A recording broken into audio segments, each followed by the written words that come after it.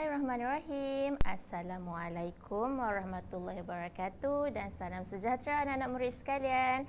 Saya Cikgu Sabrina dan hari ini saya akan menerangkan topik dalam bab 3 iaitu 3.3 berkenaan darah manusia. Kita akan pergi dahulu kepada standard pembelajaran.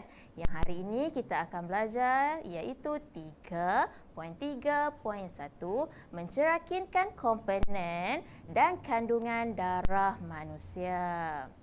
Baiklah, cikgu akan pergi kepada yang pertama iaitu komponen dan kandungan darah manusia. Untuk pengetahuan semua, darah akan mengangkut oksigen dan juga nutrien ke sel badan. Tetapi darah juga akan mengangkut bahan kumuh dari sel badan.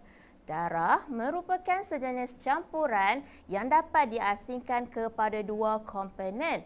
Apa komponen tersebut? Yang pertama adalah cecair kuning yang berada di atas lapisan cecair merah.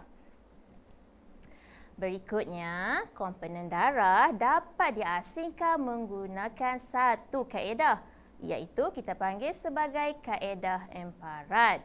Apa itu kaedah emparan? Baiklah, cikgu akan terangkan secara ringkas. Kaedah emparan merupakan campuran darah yang diputarkan dengan cepat dalam suatu alat yang kita panggil sebagai alat emparan. Seterusnya, cikgu nak tanya anak-anak murid sekalian, pernah dengar tak apa itu hematologi? Baiklah, kalau tidak pernah dengar, cikgu akan terangkan secara ringkas kepada anak-anak murid sekalian. Ahli hematologi merupakan pakar perubatan yang akan mengkaji komponen, kandungan dan juga penyakit yang semuanya berkaitan dengan darah manusia.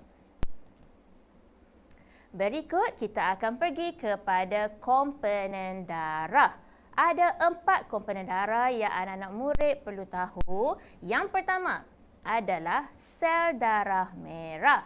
Manakala yang kedua adalah sel darah putih. Yang ketiga antara yang penting juga iaitu platelet. Dan yang keempat plasma darah.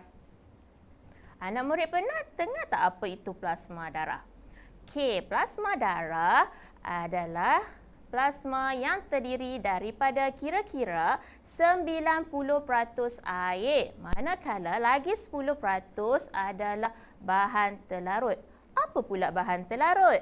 Baiklah, bahan terlarut antaranya adalah nutrien.